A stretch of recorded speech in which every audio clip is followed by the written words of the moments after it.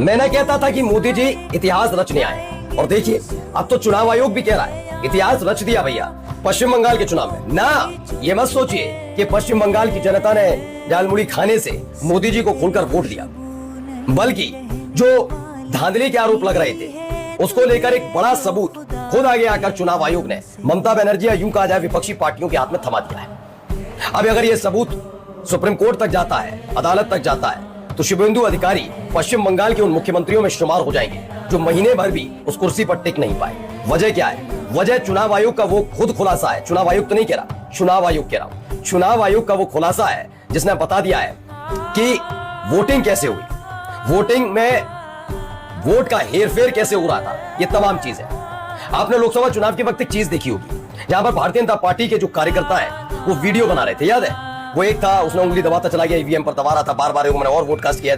ऐसा उसने 17 बार किया था, लेकिन चुनाव आयोग को कोई फर्क नहीं पड़ा ज्यादा। ऐसे ही अलग अलग जगह निकली थी तस्वीरें। अब क्या ऐसा ही मामला है? क्योंकि अगर चुनाव आयोग की तरफ से दिए गए डेटा को मान लिया जाए तो यकीन मानकर चलिए आप अपनी आंखों पर विश्वास नहीं कर पाएंगे।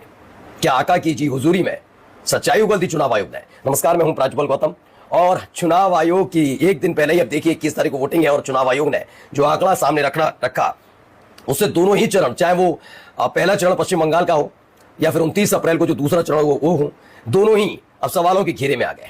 आज आपको पूरी रिपोर्ट दिखाऊंगा क्योंकि इससे पहले 31+26 उन सीटों को तो था ही, उसके अलावा स्क्रॉल की रिपोर्ट भी थी कि कैसे जहां जहां भारतीय जनता पार्टी पिछड़ रही थी टीएमसी के उम्मीदवारों से, वहां वोटिंग काउंटिंग धीमी हुई और उसके बाद जो काउंटिंग स्थल पर टीएमसी के काउंटिंग एजेंट थे उनको मारपीट कर भगा दिया गया और शाम होते होते ऐलान किया कि उन सीटों पर भारतीय जनता पार्टी जीत गई। ये क्लियर था, लेकिन अब ये मामला बिल्कुल अलग निकल कर आया है।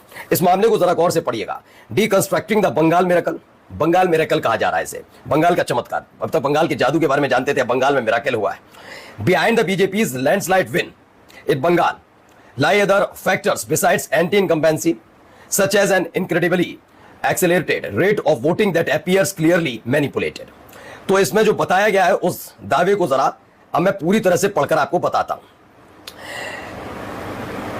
एक संदीप है, उन्होंने इस पूरे डेटा को, चूंकि बड़ा डेटा है उसमें कई तरह की कहानियां होती हैं, कॉन्सेप्ट्स होते हैं, उनसे इतर कुछ चुनिंदा चीजें निकाली हैं और जो चुनिंदा चीजें हैं उसको अगर हिंदी में अनुवाद करता हूं तो बताता हूं। Bengal's electoral miracle is not just an anti-incumbency, it's a statistically impossible voting speed that defy reality। अगर इस रिपोर्ट पर विश्वास किया जाए, क्योंकि रिपोर्ट ऐसी नहीं है, ये चुनाव आयोग की तरफ से दिए गए डेटा के आधार पर है। और डेटा क्या कह रहा है भाई?